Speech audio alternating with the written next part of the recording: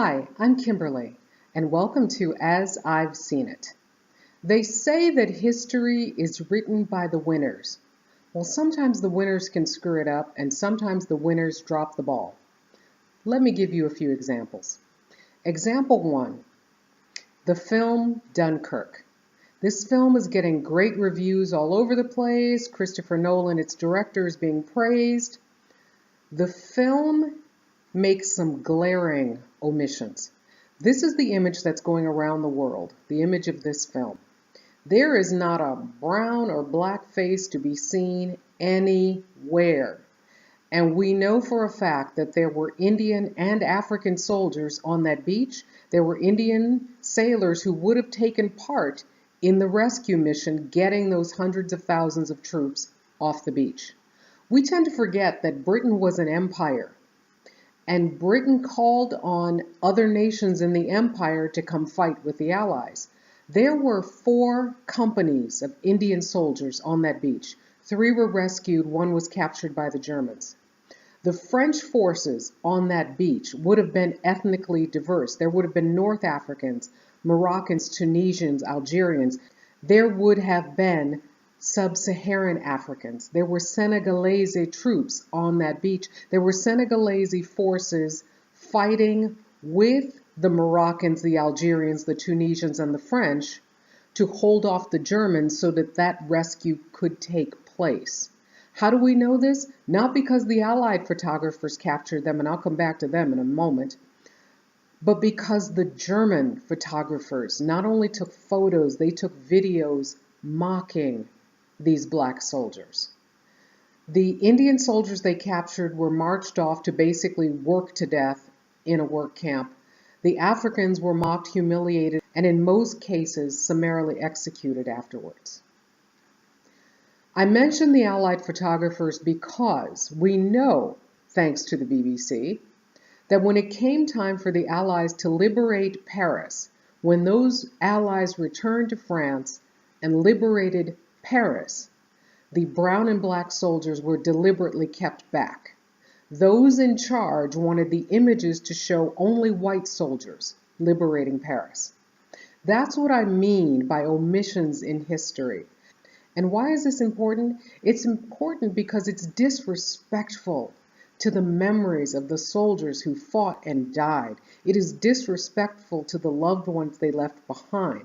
It is disrespectful to the veterans who survived that war to not tell their story or to not represent them. Why is this important to us today, this omission?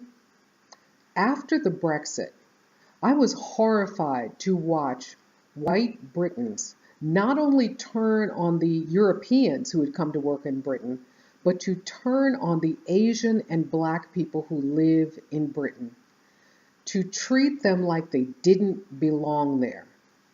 Historian Mary Beard got into an epic Twitter battle a few weeks ago because she dared to insist that Roman Britain 2,000 years ago was ethnically diverse. People didn't want to hear it. The woman is an expert in this field. People didn't want to hear it. This is why these omissions by films like Dunkirk, which claim to represent actual events, this is why it's important to push back. What happens when the winners who are writing history completely drop the ball?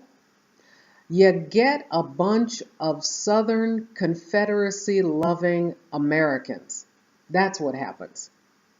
Why is it that the guys who lost the war, these generals, have more statues than the guys who won the war? If I'm not mistaken, there are more statues around the South and a few in the North of General Robert E. Lee than there are of the guy who beat him, General Ulysses S. Grant. Ulysses S. Grant doesn't have the hero worship that Lee does. Ulysses S. Grant went on to become the 18th President of the United States. One of the great presidents. He enforced the laws that protected African Americans. He enforced the laws that gave rights to the newly freed slaves.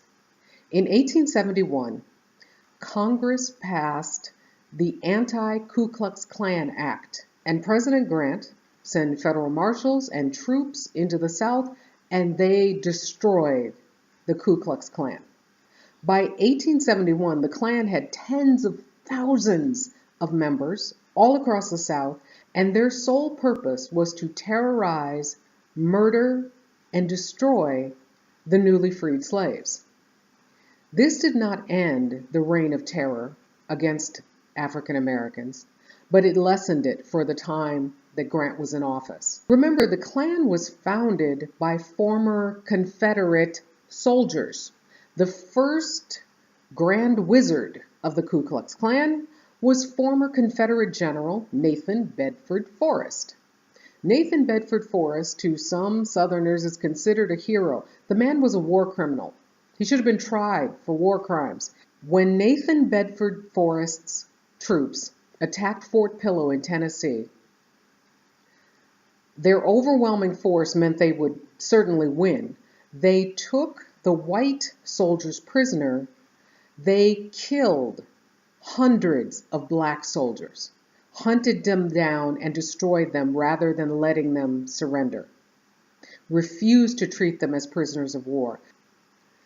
When President Lincoln and General Grant asked Jefferson Davis, the president of the Confederacy, and Robert E. Lee to treat black soldiers as prisoners of war, to treat them the way they treated white soldiers, both of those Confederates refused. Yes, that would be the honorable, the aristocratic Robert E. Lee who refused to treat black soldiers as soldiers. As he showed after Fort Pillow, he was not the honorable man that people claim he was. Lee was also known as a vicious slave owner. In 1859, 3 of his slaves escaped. They were caught. He had them viciously whipped to discourage the others. In 1864, General Montgomery Meigs was given the task of finding a place to bury Union soldiers, a place to turn into a national cemetery. He chose Arlington, which is near Washington, D.C. He chose these fields, and sitting above these fields is a mansion. That mansion is now a museum. Until 1861, that mansion and those fields were the plantation of Robert E. Lee. Montgomery Meigs, whose son had recently been killed in the Civil War, began burying Union soldiers in Mrs. Lee's rose garden. General Meigs wanted to guarantee that no one in the Lee family would ever be able to live on this plantation again. Decades later, well after General Lee was dead, members of his family sued for the return of the property at Arlington, sued all the way to the Supreme Court. The Supreme Court said, okay, you can have the land back. But by that time, there were 7,000 soldiers buried at Arlington. Why is this important today? It's important because allowing the losers of the Civil War to allow them to rewrite history, to turn these traitors into so-called heroes, to state that this war was not about slavery, to state that this war was about states' rights and honor, and it was a war of northern aggression, even though the South started it, gives them a mythology, gives them a belief system that somehow the white supremacy that was declared more than 160 years ago still has a viable place in America. These people would love nothing more than to reignite the Civil War. They would love to refight the Civil War. The rest of us have an obligation not to give them what they want.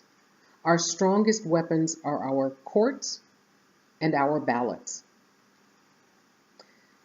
It's time to write history correctly. It's time to stand up for the correct history.